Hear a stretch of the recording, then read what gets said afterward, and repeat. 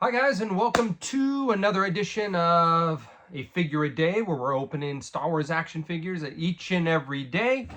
Last week we did Mando Monday, and we all know that the Vintage Collection has produced a massive amounts of Mandalorian figures, so we can do it again this weekend and probably for the foreseeable future.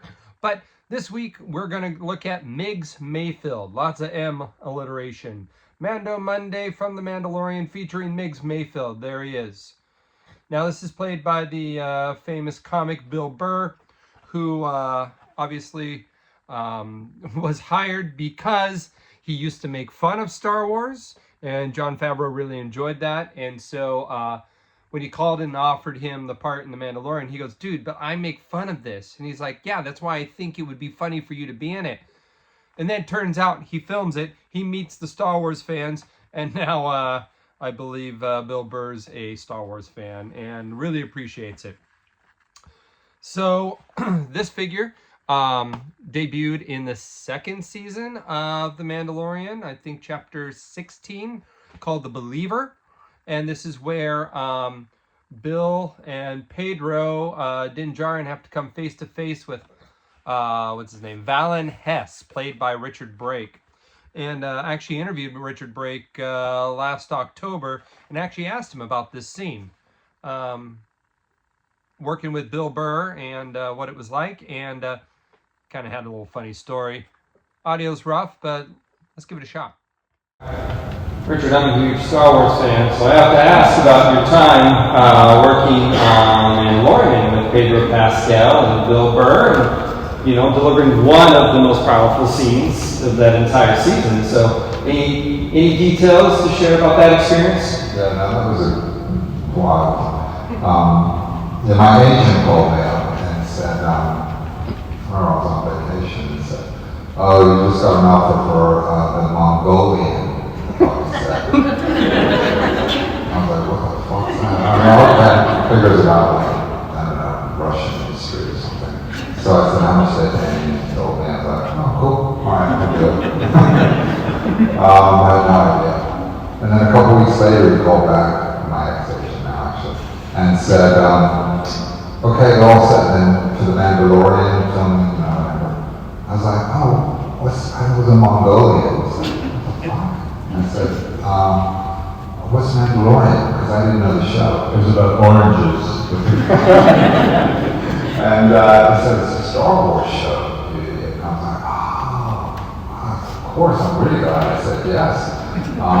Because I grew up in the 70s, loved the originals. And then it was great to be on set and you see some real stormtroopers walking around and think, "This is wild." And it was a great scene. I didn't expect it to have such a great reaction, which was wonderful. But Bill Burr was a really good actor, and Pedro, and to work with those guys. And it was Pedro, you could see up to the thing and stuff. So it was a really special experience. That's awesome. As a Star Wars fan, it's got to be really fun to be a part of it. I'm still looking at the Mongolian. All right, so we have Migs Mayfeld from the Mongolian here. Now this figure here, I'm going to open it up now, is based on Migs' second appearance in the series. They have only made his first appearance, so not in this Imperial disguise, in the Black series.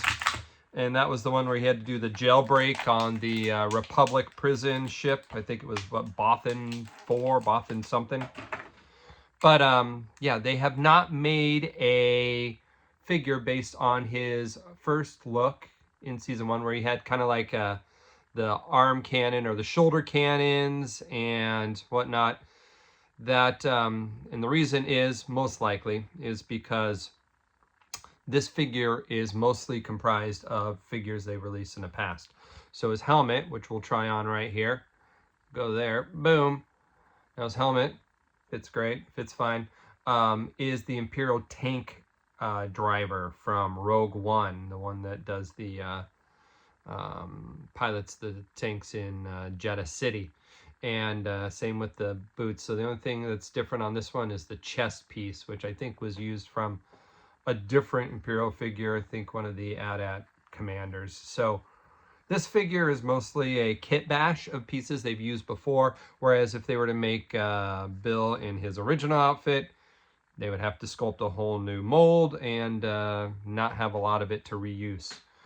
So here he is. He does come with a holster. Here is his Imperial blaster, very, very tiny one. Okay, and let's get that in his holster. Let's see how that flows. This is very similar to the one we did the other day where I bent the heck out of the scope trying to get it in, because some of these are pretty T-I-T-E, tight. Get it? It fits in there. Okay.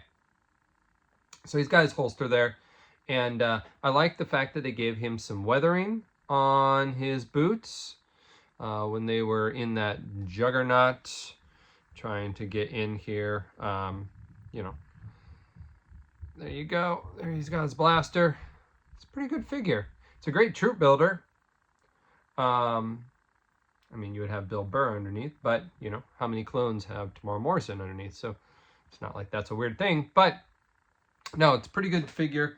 I enjoy it. I do wish we had the first one, though. I wish we can build out that whole team that Mando uses to break out more villains. But there it is. Migs Mayfeld, 2022 release. VC 229. This is before they started putting any type of explanations or details on it. It's just the cross sale for the few figures and what movie it's from. So, all right. That's it for today. We'll be back tomorrow. Tomorrow's Andor Day. Excited for Chapter 2. Another year in the life leading up to Rogue One. All right, guys. Have a good one. Migs Mayfeld and I are out.